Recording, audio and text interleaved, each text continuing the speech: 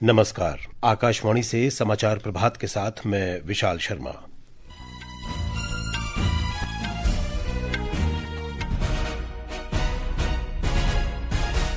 मुख्य समाचार। प्रधानमंत्री नरेंद्र मोदी ने गोटेनबर्ग में स्वीडन के प्रधानमंत्री उल्फ क्रिस्टर्सन के साथ बातचीत की। भारत और स्वीडन ने आपसी सहयोग को बढ़ाकर व्यापक रणनीतिक साझेदारी तक करने का फैसला किया। प्रधानमंत्री ने स्वीडन की कंपनियों को make in India, national green hydrogen mission और नेशनल क्रिटिकल मिनरल मिशन जैसी योजनाओं के तहत भारत में निवेश बढ़ाने का निमंत्रण दिया। केरलम में कांग्रेस नेता वीडी सतीशन आज मुख्यमंत्री पद की शपथ लेंगे। दक्षिण पश्चिम मानसून के सामान्य तिथि से 6 दिन पहले 26 मई को केरलम तट पर पहुंचने की संभावना। और आईपीएल क्रिकेट में दिल्ली कैपिटल्स ने राजस्थान रॉयल्स को 5 विकेट से हराया। अब समाचार विस्तार से। भारत और स्वीडन ने आपसी साझेदारी को बढ़ाकर व्यापक रणनीतिक साझेदारी करने का फैसला किया है। प्रधानमंत्री नरेंद्र मोदी की स्वीडन यात्रा की ये ऐतिहासिक उपलब्धि है। श्री मोदी ने कल रात गोटेनबर्ग में स्वीडन के प्रधानमंत्री उल्फ क्रिस्टर्सन के साथ बातचीत की। वे कल स्वीडन की 2 दिवसीय यात्रा पर गोटेनबर्ग पहुंचे। भारत स्वीडन संबंधों में असाधारण योगदान और दूरदर्शी नेतृत्व की पहचान के रूप में श्री मोदी को royal order of the polar star degree commander grand cross से सम्मानित किया गया। प्रतिनिधिमंडल स्तर की वार्ता के दौरान दोनों नेताओं ने व्यापार, निवेश, प्रौद्योगिकी, नवाचार, हरित बदलाव, अंतरिक्ष, उभरती प्रौद्योगिकियों, रक्षा, सुरक्षा, एसएमई, अनुसंधान और जनता के बीच संबंधों में सहयोग को प्रगाढ़ करने के तरीकों पर चर्चा की। दोनों नेता भारत यूरोपीय संघ रणनीतिक साझेदारी की भावना और हाल ही में संपन्न भारत यूरोपीय संघ मुक्त व्यापार समझौते के अनुरूप जनहित के नए अवसरों की पहचान करने पर भी सहमत हुए। उन्होंने क्षेत्रीय और वैश्विक मुद्दों पर भी चर्चा की। संयुक्त राष्ट्र और बहुपक्षीय संगठनों में सुधार की तात्कालिकता पर जोर दिया गया और बहुपक्षीय मंचों पर सहयोग आगे बढ़ाने पर सहमति बनी।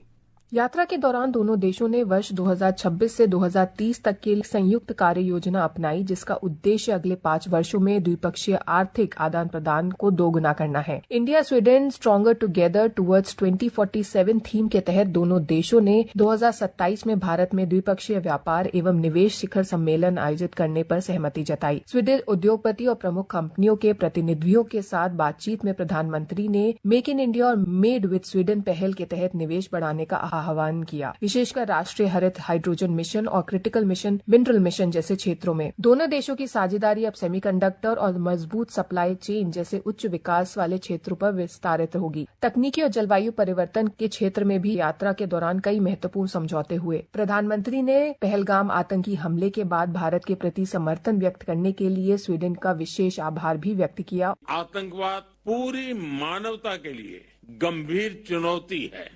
पिछले वर्ष पहलगाम में हुए आतंकी हमले के बाद हमें स्वीडन से मिले समर्थन के लिए मैं प्रधानमंत्री क्रिस्टर्सन का आभार व्यक्त करता हूं। हम आतंकवाद और उसके समर्थकों के विरुद्ध लड़ाई जारी रखेंगे। इस यात्रा में साझा बौद्धिक विरासत और व्यापक क्षेत्रीय सहयोग को भी नई पहचान दी। साक्षी सिंह, आकाशवाणी समाचार, गोथेनबर्ग, स्वीडन।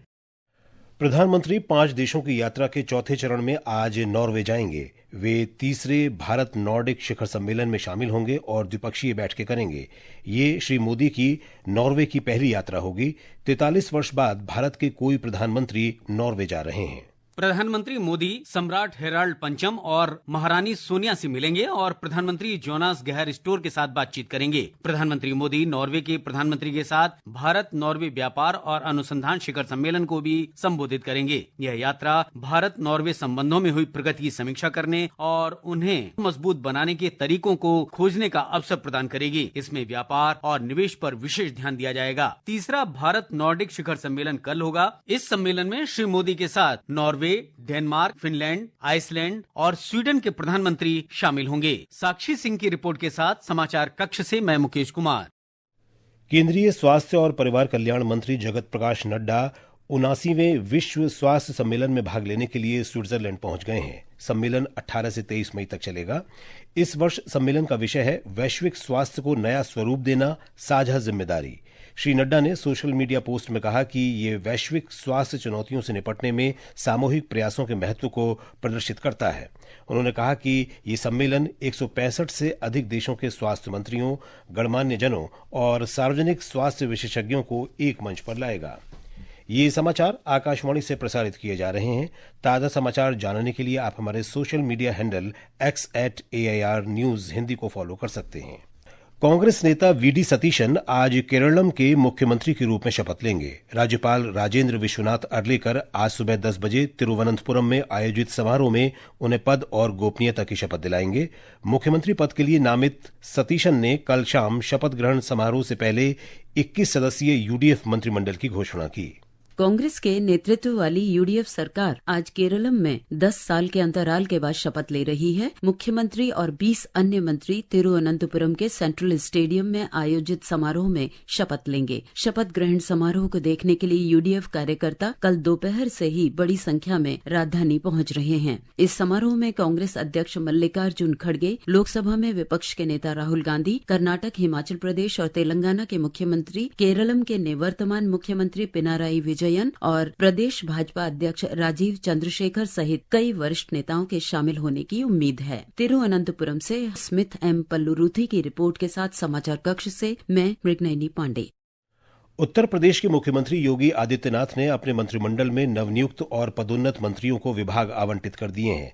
10 मई को हुए उत्तर प्रदेश सरकार के दूसरे मंत्रिमंडल विस्तार के बाद विभागों का आवंटन किया गया है। इस फेरबदल में 2 कैबिनेट मंत्रियों और 4 राज्य मंत्रियों को सरकार में शामिल किया गया, जबकि 2 राज्य मंत्रियों को स्वतंत्र प्रभार वाले राज्य मंत्री के पद पर पदोन्नत किया गया है।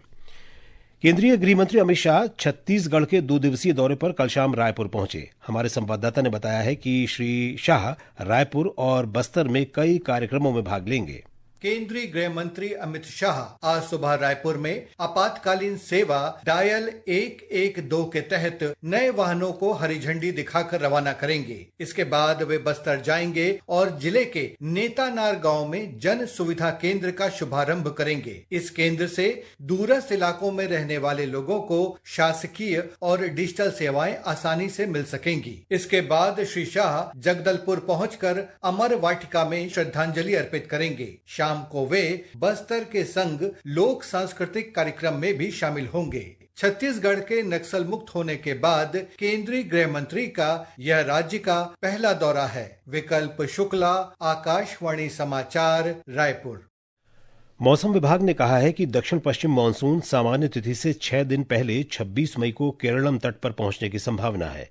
हमारे संवाददाता ने बताया है कि दक्षिण पूर्व अरब सागर, बंगाल की खाड़ी, अंडमान निकोबार द्वीप समूह और अंडमान सागर में अगले 2 से 3 दिन तक मानसून के आगे बढ़ने के लिए स्थितियां अनुकूल हैं।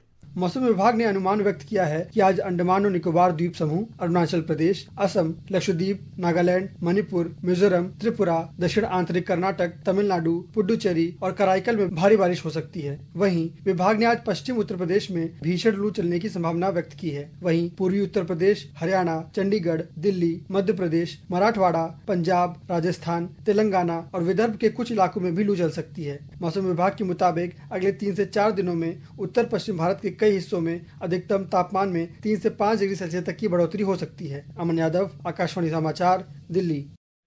आकाशवाणी का समाचार सेवा प्रभाग आज रात 9:30 बजे पब्लिक स्पीक कार्यक्रम में जनगणना के पहले चरण, मकान सूचीकरण और आवास गणना विषय पर परिचर्चा प्रसारित करेगा। कार्यक्रम में गृह मंत्रालय के अंतर्गत भारत के रजिस्ट्रार जनरल और जनगणना आयुक्त कार्यालय में उप registrar general VA Varade studio में मौजूद रहेंगे।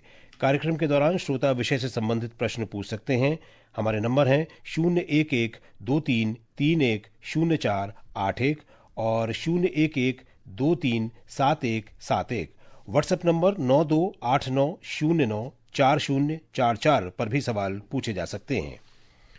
नीट यूजी प्रवेश परीक्षा के प्रश्न पत्र लीक मामले की जांच अब महाराष्ट्र के लातूर से नांदेड़ तक पहुंच गई है। एक अभिभावक पर अपनी बेटी के लिए प्रश्न पत्र 5 लाख रुपए में खरीदने का आरोप है। केंद्रीय अन्वेषण ब्यूरो की टीम ने कल उस व्यक्ति से पूछताछ कर जांच के लिए पुणे कार्यालय में बुलाया है। इस मामले में दिल्ली की राउज एवेन्यू अदालत ने पुणे की आरोपी मनीषा मंधारे को 14 दिन की CBI हिरासत में भेज दिया। एजेंसी के अनुसार मंधारे नीट जीव विज्ञान परीक्षा के प्रश्न पत्र लीक मामले में मुख्य षड्यंत्रकारी हैं।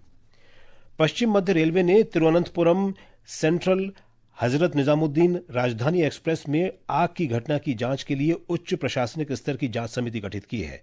मध्य प्रदेश के लूणी, रिच्छा और विक्रमगढ़ आलोट स्टेशनों के बीच रेलगाड़ी के एक यात्री डिब्बे, सामान रखने वाले डिब्बे और जनरेटर वाले डिब्बे में आग लग गई थी। समिति घटना के कारणों, तकनीकी पहलुओं और सुरक्षा मानकों की विस्तृत जांच करेगी, जिससे भविष्य में ऐसी घटनाओं को रोका जा सके।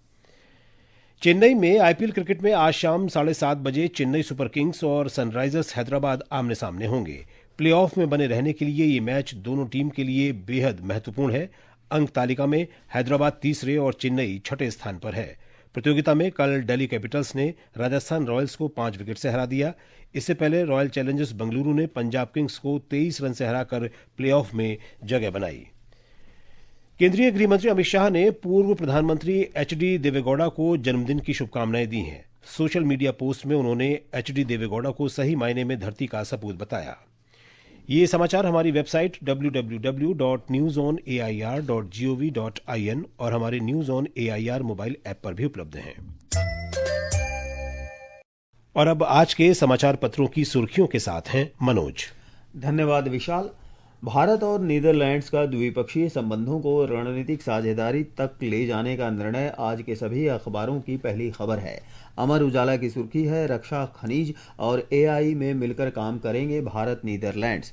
17 समझौते हुए, 5 साल का रोड मैप तैयार। होर्मुज जलमार्ग में जहाजों पर हमले और आवागमन को रोकना मंजूर नहीं। संयुक्त राष्ट्र में भारत के स्थायी प्रतिनिधि का बयान जनसत्ता में है। सुरक्षित आवागमन से संबंधित अंतर्राष्ट्रीय कानून का पूरी तरह से सम्मान किया जाना चाहिए।